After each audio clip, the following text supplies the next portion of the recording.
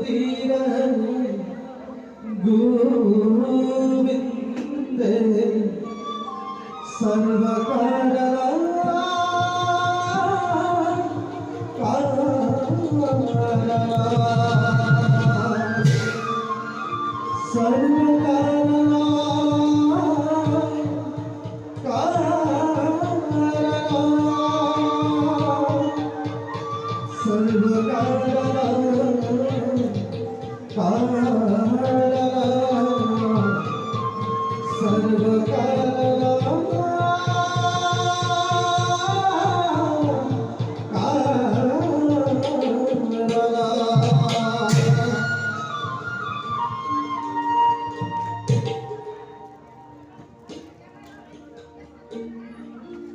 মায়াৰ সংসাৰ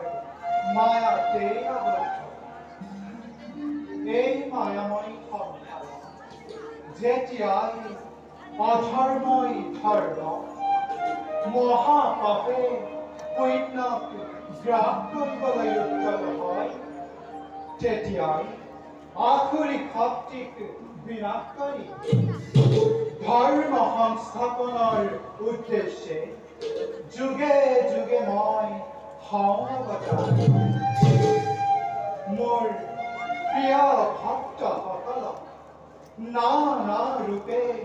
ভক্তি পৰীক্ষা কৰি স্থান দিওঁ মোৰ হৃদয়ৰ মাজত আৰু তেওঁলোকৰ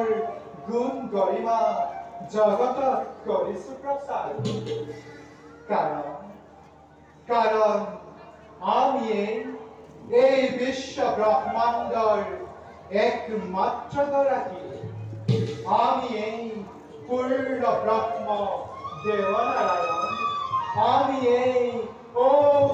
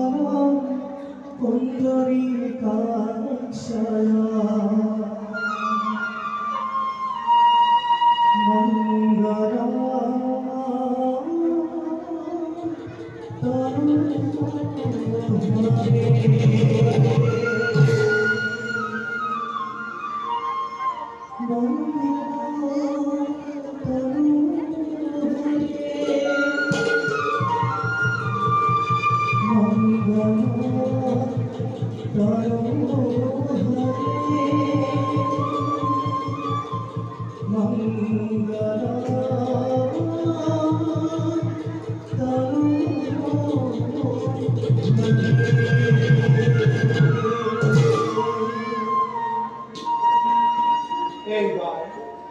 মোৰ পৰম ভক্ত অযোধ্যাৰ নিপতি সত্যব্ৰত হৰিশ্চন্দ্ৰ পৰীক্ষা কৰিব লাগিব মহামুনি বিশ্বমিত্ৰ দ্বাৰাই এই কাৰ্য মই কৰাম সম্পাদন কিন্তু বিশ্বমিত্ৰই তপস্যাৰে শক্তিযুক্ত কৰি পৰিহাৰ ব্ৰহ্মতত্ত্ব গ্ৰহণ কৰি অহংকাৰত মত্ত হৈ পৰিছে মোৰ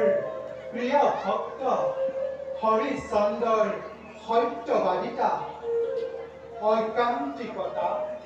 আৰু ভগৱত প্ৰেমৰ মাজেদি তেওঁৰ গুণানুকীৰ্তন জগতত কৰিম প্ৰচাৰ অৱশ্যে এই কাৰ্য কৰিবলৈ কৈলাসপতি শিৱ দেৱৰাজ ইন্দ্ৰ আৰু লগতে ধৰ্মৰাজৰ হব প্ৰয়োজন কিন্তু শিৱ পুত্ৰ গণেশে হৰিশ্চন্দ্ৰই আয়োজন কৰা ৰাজসূয় যজ্ঞত পূজাৰ অগ্ৰভাগ নাপাই প্ৰতিশোধ ল'বলৈ হৈছে উদ্যত নোৱাৰে খটাব বিধি তাৰো মই কৰিম ব্যৱস্থা আৰু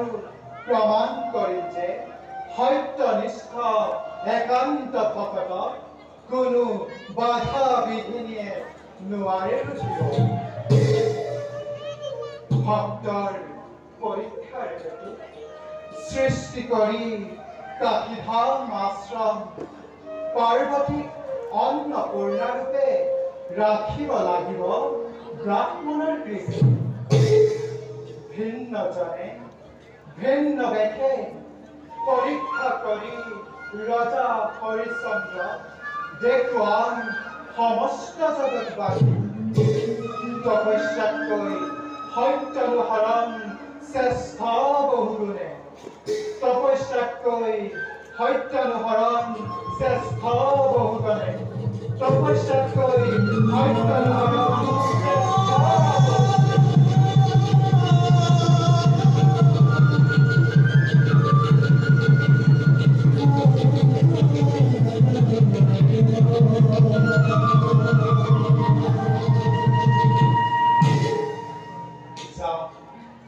ভক্তৰ কল্যাণৰ বাবে